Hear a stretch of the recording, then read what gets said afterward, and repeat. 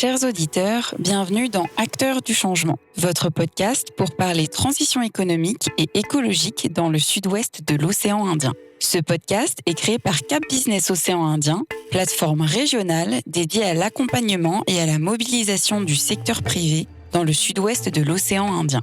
Cette première saison s'inscrit sous le projet Business for Biodiversity, aussi appelé B4B, mis en œuvre par Cap Business Océan Indien dans le cadre du programme régional Varuna, financé par l'Agence française de développement et coordonné par Expertise France. Un programme qui contribue à stopper la perte de biodiversité dans le hotspot qu'est le sud-ouest de l'océan Indien, au bénéfice des habitants de la région, à travers la sensibilisation, le renforcement des capacités et la mutualisation des efforts entre les secteurs publics et privés, les scientifiques et la société civile.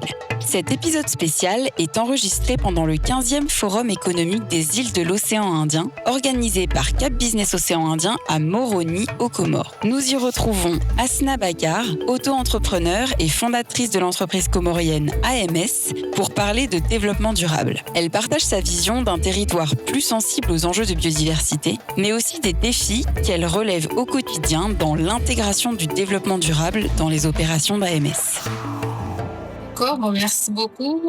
Moi, je suis donc, pour me présenter, je suis Asna Saïd-Alaoui, épouse Saïd-Alaoui, père Bakar.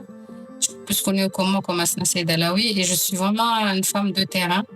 Et mon parcours est avant tout celui d'une femme de terrain, comme je le disais, mais qui a compris mettre une entreprise en place, c'est avant tout être son modèle d'entreprise. Donc, pourquoi aujourd'hui j'évolue dans le secteur que j'évolue, qui est l'agriculture et la transformation agroalimentaire, c'est parce que j'ai compris que c'est là que je peux me réaliser et que je peux en même temps contribuer à l'évolution de l'économie de mon pays. Je suis issue de la diaspora puisque je suis un enfant, un pur projet d'une marque d'hôtellerie française, d'une chaîne française que je pense que pour des raisons de concurrence, je ne peux pas prononcer.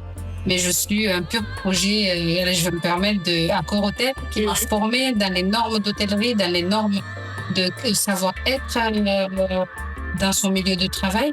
Et du jour au lendemain, pas vraiment du jour au lendemain, mais je le dis quand même comme ça, on décide de rentrer dans notre pays pour impacter le pays, pour se réaliser, pour être quelqu'un qui sait qu'il fait sa part de job dans le monde pour contribuer à l'avancement du monde.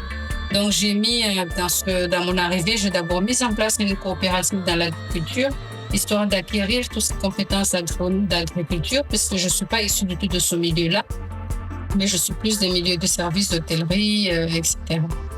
Donc, j'ai embarqué dans l'aventure et chemin faisant, je me suis rendu compte que c'est vrai que l'expression, c'est seul on va plus vite, mais on ne va pas plus loin. Mais moi, c'était l'inverse. Avec la coopérative, j'avais l'impression de ralentir et de ne pas vraiment impacter à ma hauteur, à ma vision. Donc, j'ai mis en place l'entreprise AMS Sarlu, qui est vraiment une entreprise ancrée dans la valorisation des produits locaux, de la fourche à la fourchette, comme je l'appelle, au champ, on plante et puis on transforme à l'usine, on valorise le reste des produits. Et AMS, c'est vraiment l'aide de cette volonté de structurer en quelque sorte une chaîne de valeur complète, à partir donc de la terre, accompagnée de la production, de la transformation et la valorisation des produits. Et les grandes étapes qui ont fait que AMS et AMS aujourd'hui, c'est vraiment la compréhension du terrain agricole. C'est qu'aujourd'hui, le sujet qui nous rassemble ici, qui vous a amené à me parler aujourd'hui, c'est la biodiversité. Et l'agriculture, c'est là où on va vraiment toucher le cœur même de la société, là qu'on va mettre en lien l'humain, la terre, les organes, etc. Donc, c'est vraiment la compréhension du terrain. Ensuite, l'identification des pertes de valeur qui va avec, parce qu'aujourd'hui, on sait qu'au Comores, par exemple, on a vraiment beaucoup des anciens qui n'ont pas transmis des valeurs agricoles, des valeurs d'être sur le terrain et qui se perdent. Donc, ces valeurs-là font aussi partie de cette biodiversité qu'il faut valoriser. Donc, j'ai voulu aussi valoriser tout ça. Et enfin, la structuration des modèles plus durables, plus locaux, en fait, de mettre en avant ces méthodes-là qui font que l'agriculture à Madagascar, oui, on a un point commun, oui, aujourd'hui, il faut mécaniser, mais il faut d'abord valoriser ces détails sur le terrain que malheureusement, on a perdu. Et aujourd'hui, on se plaint d'avoir une perte aussi des résultats, une perte de mémoire sur ces données-là. Ok. Donc voilà. Merci beaucoup. Et du coup, tu as commencé à en parler. Donc, ton entreprise s'appelle AMS, c'est ça? Merci. Est-ce que tu peux nous expliquer un peu plus? Donc, qu'est-ce que vous faites à AMS? Quand est-ce que tu as créé cette entreprise? Enfin, voilà, nous décrire un petit peu plus l'entreprise et son implantation sur le territoire communal. D'accord. Donc, déjà, AMS, la phrase phare de AMS, c'est ici commence une alimentation saine, qui cache un peu les 3 lettres, mais en vérité, la vraie vérité derrière, c'est les 3 initiales de mes 3 enfants, Anastasia, Malik et Salem, qui évoluent, 2 d'entre eux, ils évoluent tous les 3 en Europe. Et avec le souhait que j'aimerais que demain, ils retournent au pays. Il y en a un qui vient de finir la Sorbonne, qui est rentré. Et AMS, c'est quoi? C'est vraiment... c'est à la fois la transformation agroalimentaire, c'est un outil de valorisation vraiment des ressources locales, comme je l'ai dit tout à l'heure, et une vision de développement dans le territoire. C'est d'abord ça. Aujourd'hui, AMS, il plante au champ. Notre gingembre, par exemple, on le transforme dans nos usines en jus et en sirop et on valorise les déchets. On fait un retour à l'agriculture pour les déchets, soit dans les épices, soit on retourne dans le champ. Pareil, on plante notre piment au champ, on le récupère les graines à l'usine, on transforme la pâte et puis on continue comme ça. Donc, c'est vraiment aller dans la vision de la transformation agroalimentaire à l'état brut, à l'état basique, en respectant des normes qui nous mettent quand même en avant devant sur le marché. Ok. Merci beaucoup, Asma, pour cette présentation d'AMS. Est-ce que, par hasard, tu pourrais nous donner un peu plus de détails sur quel aspect de ton travail, par exemple, tu aimes le plus, les réalités de ta vie d'entrepreneur aux Comores? Est-ce qu'il y a des difficultés auxquelles tu fais face particulièrement? Et puis aussi, j'aurais aimé que tu nous expliques un petit peu ce que vous faites pour prendre en compte la biodiversité dans vos activités particulièrement. D'accord. Bon, moi déjà, je veux commencer par dire que je vais d'abord donner ma version de la biodiversité. Okay. Pour moi, la biodiversité, c'est pas vraiment un sujet secondaire déjà. C'est vraiment un sujet simple. C'est pas une question d'environnement, tout simplement. Elle est vraiment le socle même de la vie. C'est comme ça que moi je vois les choses. Donc, on va pas rentrer dans l'aspect technique, mais pour moi, la diversité des espèces, la diversité des écosystèmes, la diversité génétique, ça fait partie de la biodiversité et on s'oublie très souvent. Et dans mon rôle de femme, cette biodiversité prend encore plus de sens parce que c'est nous qui transmettons, c'est nous qui mettons tous ces savoirs au devant de la scène. Donc, proprement dit, dans ma structure à moi et dans ma personnalité de qui je suis, la biodiversité commence d'abord à se transformer soi-même dans le respect de la nature, dans le respect des process, dans le respect de ce qu'on veut offrir de meilleur à mes clients. C'est la biodiversité, de savoir qu'on prend soin des autres à travers nos produits, qu'on prend soin de la nature à travers la méthode qu'on va faire dans notre usine, dans notre champ, qu'on prend soin de la nature, de la vie, mais également de ce qu'on ne parle pas assez souvent, et on en avait déjà parlé, vous et moi, c'est de savoir que la biodiversité, c'est de valoriser l'économie. C'est cette économie qui nous donne la durabilité de nos actions, qui nous permet demain de faire le choix de faire ou de ne pas faire. Donc, AMS, c'est cette entreprise qui, à la base, n'a pas pris conscience de ce qu'elle faisait. On était dans la biodiversité. Il a fallu qu'il y ait une technique, passer par des plateformes de formation, passer par des conférences, notamment avec le business, avec Domove, avec le forum à Mayotte, etc. Et se rendre compte qu'en fait, mince, en fait, ce qu'on fait, on est dans le bon sens, mais tant qu'on ne le valorise pas assez, on ne peut pas en parler aux autres ce qu'il faut faire comme ça. Donc, des espaces de rencontre comme celles qui s'offrent à nous, comme aujourd'hui avec la plateforme Forum, ça nous permet de nous rendre compte qu'on est garant de cette biodiversité. Et on doit la prendre en considération et la transmettre aux êtres, en parler autour de nous. Donc, AMS, d'abord des produits qui sont naturels, qui sont embouteillés dans des verres en verre, qui utilisent la chaleur d'abord pour pouvoir conserver ces produits et qui restent vraiment dans la nature. Aucun produit chimique de rajouter, aucun conservateur, etc. pour permettre de passer à l'état naturel, conserver la biodiversité, mais aussi pour conserver la santé des gens. Absolument. Merci beaucoup. C'est très inspirant en tout cas ce que tu fais au sein de ton entreprise et surtout aux Comores. Et justement, ça m'amène un peu sur le troisième point que je voulais évoquer avec toi dans cet épisode. C'était un peu les difficultés aussi que ça amène, ce type d'entrepreneuriat et ce type de pratique, surtout aux Comores où c'est pas forcément évident et pratique. Voilà, d'utiliser du verre. Tu en parlais à un moment donné durant le séminaire. Est-ce que tu pourrais nous expliquer un peu plus ton retour d'expérience et les réalités et les difficultés aussi que tu rencontres? Oui. Alors, la routine d'une entreprise comme la nôtre, c'est déjà de faire en sorte qu'on puisse tenir. On n'est pas encore arrivé à l'échelle de se dire on est des multi-entreprises où on gagne beaucoup d'argent, mais on se donne vocation à ça, en espérant que les clients répondent à ces exigences qu'on tient. Et les difficultés qu'on rencontre aujourd'hui dans un pays comme les Comores, c'est de savoir qu'on est déjà un pays insulaire, on est loin de tout le monde, à se connecter au monde, c'est compliqué par la mer, par l'avion, donc les transports coûtent excessivement cher. Et qui dit transport cher, ça impacte sur notre travail. Moi qui est dans l'utilisation du verre dans mes produits, je suis amenée à acheter des produits, de vendre plus de l'emballage que de produits finis. Ouais, parce que justement, la biodiversité fait que ces verres-là sont adaptés à mes process, mais ils me reviennent trop cher. Donc, on se trouve à faire beaucoup de recyclage, ce qui est bien, ça répond à la biodiversité encore une fois. Mais on ne peut pas se contenter de ça si aujourd'hui on veut s'enrichir. On a des entreprises, quand on voit ceux qui polluent à travers leurs produits en plastique, etc., devenir très riches. Et nous, on est là avec des bouteilles qu'on veut acheter, recycler, etc. Ça fait mal et c'est compliqué. Et parfois, ça donne cette tentation justement de se dire oui, on est là, on se bat pour ce milieu-là, mais est-ce qu'on va mourir comme ça à vouloir conserver la nature? Et au final, on se dit la biodiversité, c'est aussi nous les humains. Si on ne peut pas s'enrichir au final, il manque un socle de cette biodiversité. On va protéger la planète, on pense à tous ces process. Mais au final, la personne qui permet la continuité, la durabilité, c'est l'humain.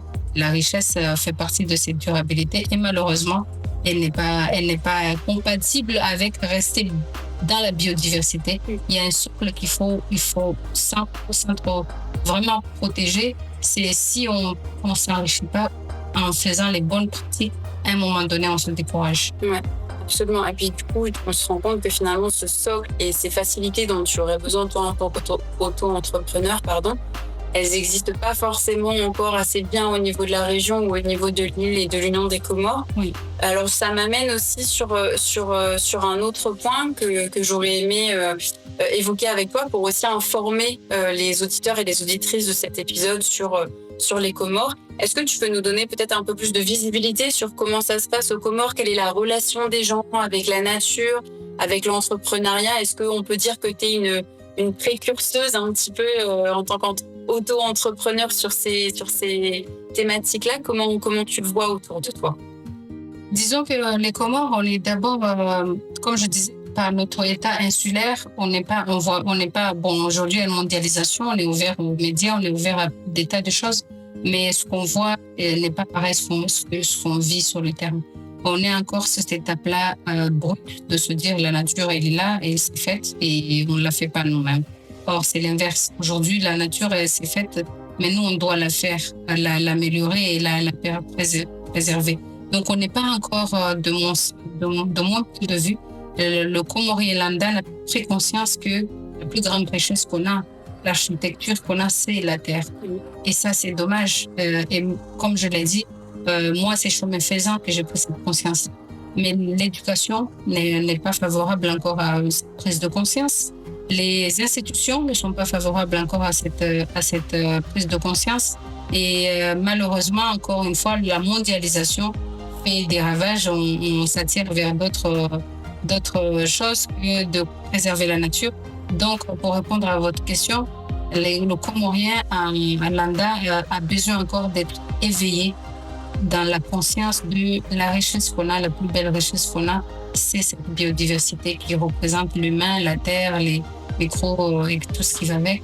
Et on doit prendre conscience. Mais pour ça, On ne peut pas demander à quelqu'un de s'occuper de certaines choses si on a faim, si on a des prérogatives qui sont là et qui ne sont pas remplies. Donc, pour passer à cette phase-là de prise de conscience, il y a tout un accompagnement à faire. Et le forum le fait bien, c'est d'avoir une mutualisation des efforts, de montrer que si vous faites ça, vous aurez ceci en échange, etc. Donc, oui, il y a beaucoup à faire. Il y a beaucoup à faire. Il y a beaucoup à faire. Merci beaucoup, Asna, pour ce témoignage. Est-ce que ça m'amène aussi sur un autre aspect de l'épisode que je voulais évoquer avec toi, qui serait, on a parlé des Comores effectivement et du manque de socle, du manque d'appui institutionnel de la part du gouvernement et d'autres institutions. Donc si toi, par exemple, à ton niveau, donc toi, Asna Bakar, mais aussi en tant que femme et en tant qu'entrepreneur et en tant que maman, quelle serait la vision idéale pour ton île et pour ton secteur d'activité notamment? Qu'est-ce que tu souhaites? Oh mon Dieu, je pense que je partirais d'abord dans un point de vue de dire il faut tout refaire. Ouais. Tout est à refaire parce que on se donne des lignes à suivre, mais en même temps on se rend pas compte que cette biodiversité c'est nous, mais c'est en même temps nous qui détruisons. Donc il va falloir déjà s'éduquer. Donc si je devais avoir juste une ligne à dire, c'est éduquons-nous et soyons nous-mêmes notre propre police. Soyons nous-mêmes notre propre police parce que c'est nous qui faisons, c'est pas un tel ou un tel. Moi, quand je veux partir de là, la bouteille d'eau que je veux boire, j'ai l'automatisme de la recycler, etc. Et ces automatismes-là, on ne peut pas nous les imposer, on doit les aider. Donc, si je devais avoir ce pouvoir de faire, je dirais que soyons notre modèle à nous. Ne cherchons pas à nous inspirer des autres, mais essayons de faire de nous modèle à suivre. Donc, cette baguette magique, je l'appliquerai d'abord à moi-même pour faire en sorte que je sois dans l'excellence et que je suis dans l'excellence avec la facilité que j'ai pourrait faire naître un écosystème de biodiversité pour demain. Ouais, j'en suis certaine. Je suis sûre que tu vas le faire d'ailleurs. Tu es très inspirante comme femme et comme auto-entrepreneur. C'est vraiment particulièrement inspirant. Écoute, merci beaucoup pour ça. Avant de te quitter, avant de finaliser cet épisode, je te proposerais de donner un mot. Bon, même si tu as commencé à le dire, c'était des mots assez inspirants, mais est-ce que tu aurais un mot de la fin et un message que tu souhaiterais passer aux auditeurs et aux auditrices si jamais il ne fallait retenir qu'une chose selon toi pour le secteur agricole, pour les Comores, pour la biodiversité, qu'est-ce que tu pourrais dire? Je dirais qu'aujourd'hui, arrivé à ma maturité où je suis, j'ai surtout besoin d'impacter dans mon île. Ouais. Et pour ça, je parlerai d'un rêve. Et franchement, je rêve d'une île qui transforme davantage, d'une île qui transforme davantage ce qu'elle produit déjà, parce que c'est ça ce qui nous fait reculer. On a beaucoup de matières premières qu'on ne transforme pas, mais qu'on fait transformer ailleurs et qu'on nous aide par le pouvoir d'achat. Une île qui protège davantage, comme je l'ai dit tout à l'heure, une prise de conscience qu'on puisse rentrer dans la protection de plus belles richesses pour nous. Et ce qui est également une île qui se retrouve, qui se nourrit et se valorise, nourrit par elle-même et valorise davantage ce qu'elle fait vraiment dans sa singularité et valoriser vraiment les produits locaux, valoriser la culture locale et dans la culture régionale et puisse se retrouver entre pères et entre mères et vraiment atteindre cette vision de cette, on n'appellerait plus à ce moment-là la biodiversité, mais on dira tout simplement la nature elle-même, assurer ses droits. Voilà. Absolument. Voilà. Merci beaucoup, Asna. C'était très inspirant. J'ai fait le tour de tout ce que je voulais voir avec toi. Merci. J'espère que ça t'a plu aussi. Et puis, ça permettra de faire aussi un appel aux professionnels de la région, voir si on peut aussi faire avancer les questions de biodiversité au niveau régional, que ce soit aux Comores ou sur les autres îles. on a besoin de plus de professionnels et de plus d'entrepreneurs. Ouais, en tout cas, le dernier mot, je dirais qu'il n'y a pas de développement durable sans biodiversité. Exactement. Et il n'y a pas de biodiversité sans les 3-4 éléments. Et de ces éléments-là, le principal, c'est l'humain. Et c'est lui qui conditionne tout le reste. Absolument. Merci beaucoup, Merci, et merci de m'inviter aussi. Oui, avec plaisir. Ravie. C'est un message très fort qu'a livré Asna. Les besoins primordiaux priment parfois sur le respect du vivant et il en paye le prix fort. Le développement économique doit donc rester un enjeu central dans la protection de la biodiversité. Car la prospérité économique et la sensibilisation ont le potentiel d'ouvrir de nouvelles opportunités et de donner une impulsion à une croissance axée sur le vivant. Mais pour y arriver, nous avons tous notre rôle à jouer. Alors, je vous encourage à passer à l'action. Dans les gestes simples du quotidien ou au détour d'une simple conversation qui peut éveiller une conscience. Je vous remercie pour votre attention et vous donne rendez-vous dans notre prochain et dernier épisode de cette saison, direction Maurice. Je suis Fanny Haft, chargée de mission biodiversité à Cap Business Océan Indien et vous écoutez Acteurs du changement. Ce podcast est disponible sur Spotify et sur la chaîne YouTube de Cap Business Océan Indien.